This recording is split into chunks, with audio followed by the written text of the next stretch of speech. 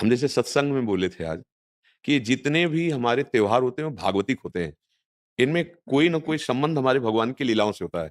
जैसे ये दीपावली है, तो अवध में भगवान श्री रामचंद्र जी, तो ये उत्सव मनाया गया। दीप संपूर्ण अयोध्या दीप से प्रकाशित है। भगवान श्री राम 14 वर्ष वनवास के बाद अवध में जो है विराजमान हो रहे चक्रवर्ती सम्राट पद पे। तो ये जो अब इसे हम घर-घर हमें लगता है पूरे भारत में मनती होगी। तो है सद्भावना और हमको ये समझना पड़ेगा कि जैसे हम दीपावली उत्सव में जुआ आदि खेलने लगते हैं लोग, नहीं खेलने लगते कि भाई साल भर तो हम नहीं खेलते, पर दीपावली को तो खेलें। क्यों भाई? कहाँ लिखा हुआ है कि आप दीपावली को वो अपराध करें जिसमें कलयुग का वास रहता है, जिसमें बड़े-बड़े धर्मात्माओं की भारी, भारी विपत्तियाँ आई, धर्मराज युधिष्ठिर, महाराज नल, दमयंती, बड़े-बड़े पावन चरित्र हैं महापुरुषों के। क्यों? द्यूतक्रीड़ा में कलयुग का निवास है। कलयुग शराब पीना, मांस खाना, परस्त्री गमन करना, स्वर्ण चोरी करना, द्यूत कीड़ा करना। द्यूत माने जुआ खेलना।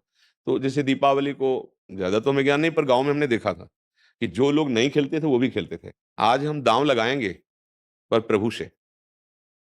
पूजन करो अपने प्रिया प्रीतम का या भगवत विग्रह किसी का और बैठ जाओ माला लेकर के।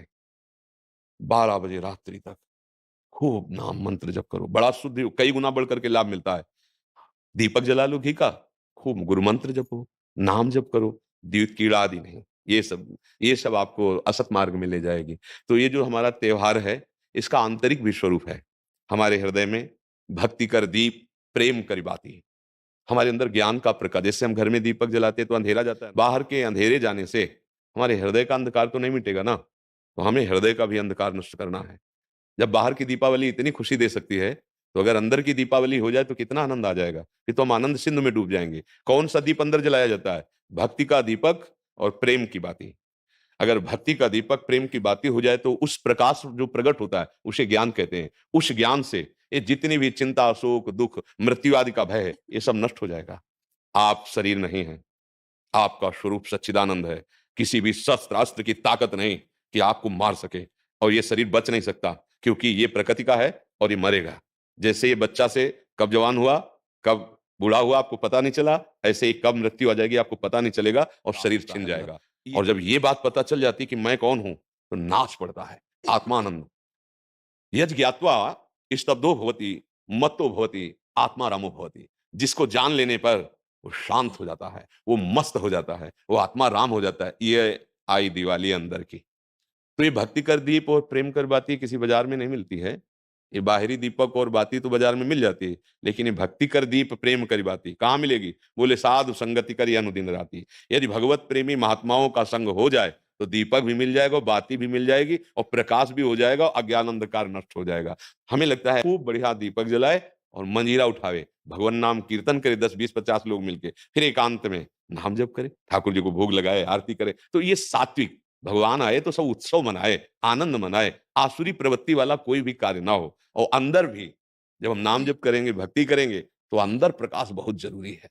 आज हमारे बाहर तो प्रकाश की बहुत बढ़िया व्यवस्थाएँ हैं, हाइलोजन बिजली सब चल रही, जब जनरेटर से चल जाएगा, अंदर अंधकार छाया हुआ है, नहीं छाया हुआ। इस अंधकार में जब तक दीपावली नहीं होगी, तब तक वास्तविक आनंद का अनुभव नहीं होगा। और यहाँ आनंद जैसे हम देखो अंधकार में क्या रस्सी को साँप समझ रहे हैं, भयभीत हो रहे हैं। शरीर में इतनी आसक्ति कि मैंने मान लिया मैं स्त्री हूँ, मैं मान लिया मैंने पुरुष हूँ, नहीं है तू, ये तेरी पोशाक है। और जितने भी दुःख हैं सब इसी में आते हैं। तू काहे को इसको पकड़े हुए है? तू अपने स्वरूप को देख, तू अलग है। अब ये बात समझने के लिए साधन चाहिए। अब तुम गंदे आचरण करते हो, गंदा चिंतन करते हो, कैसे तुम अपने स्वरूप को जानोगे? तो यही ज्ञान, प्रकाश, यही ज्ञान हो जाए कि मैं भगवान का अंश हूँ, जैसे भगवान कहते हैं ममैवांसो और भगवत प्राप्ति करना मेरा परम धर्म है। आनंदमय गृहस्थी में महात्मा हो जाओगे।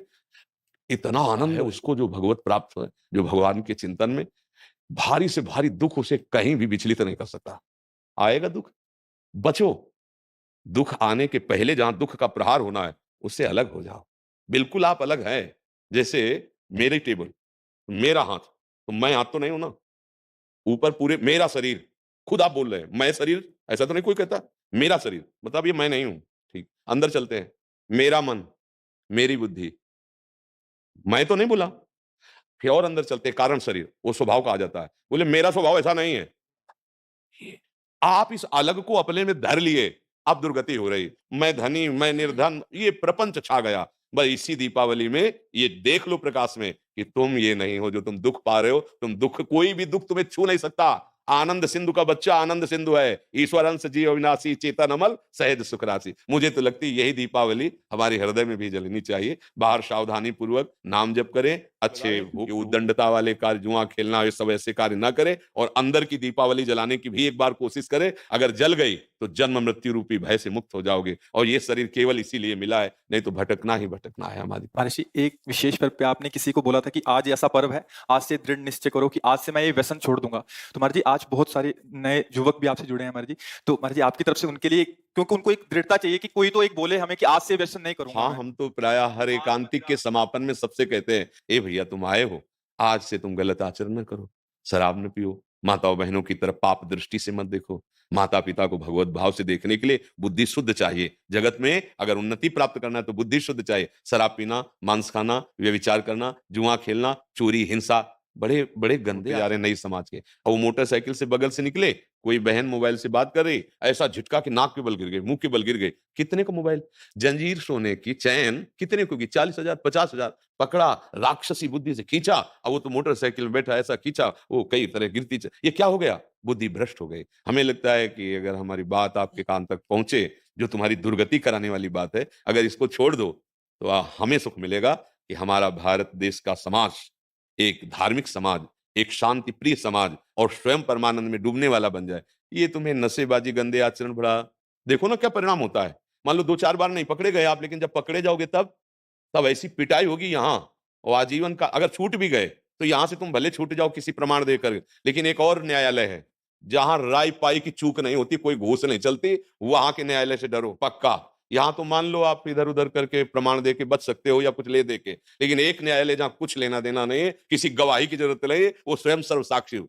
तो पाप कर्म का त्याग, गंदे व्यसन, गंदे आहार का त्याग, यही भारी उत्सव हो जाएगा। यही हम भेंट मांगते हैं जब कोई एकांतिक में कभी भाव आता है, तो ये कहते हैं आप सब ये गंदे आचरण यहाँ छोड़ जाओ, धाम है भगवान का।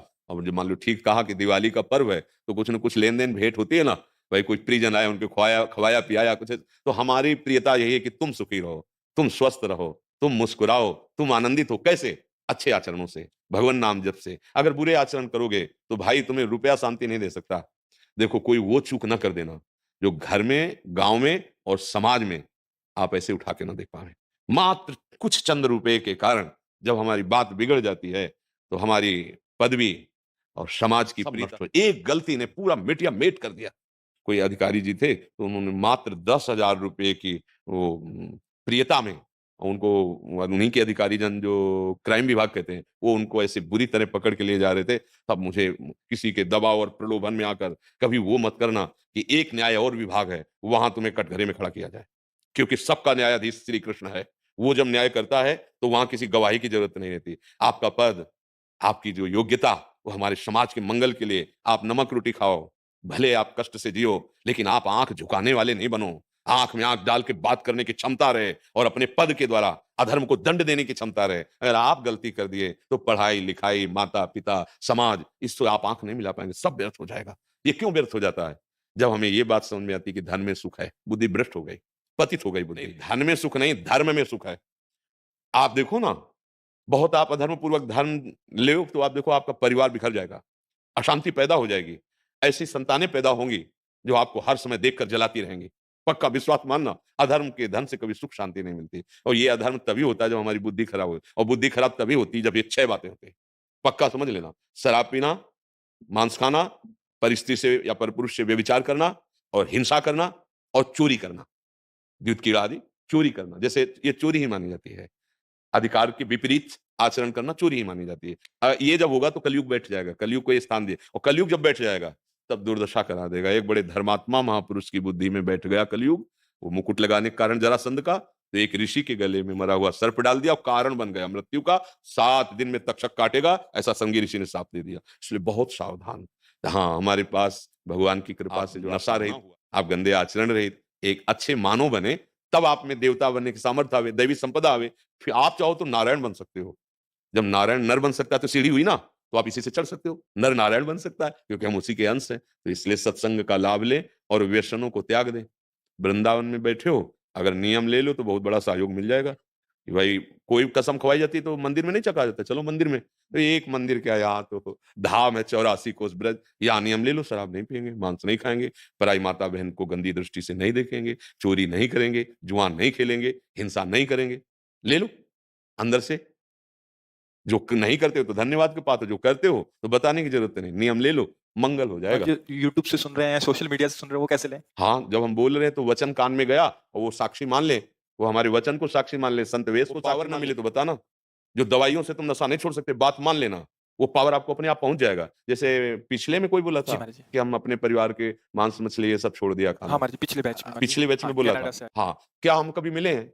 ना कभी देखा है। हुआ क्या? उसने बात मान ली ना, साक्षी मान ली। तो ये शब्द ऐसे नहीं निकल रहे हैं। ये मा ये मनोरंजन नहीं है। आप सच्ची बात समझना। ये केवल आपके कल्याण के लिए निकल रहे हैं और आप पकड़ लो, इनमें ताकत है।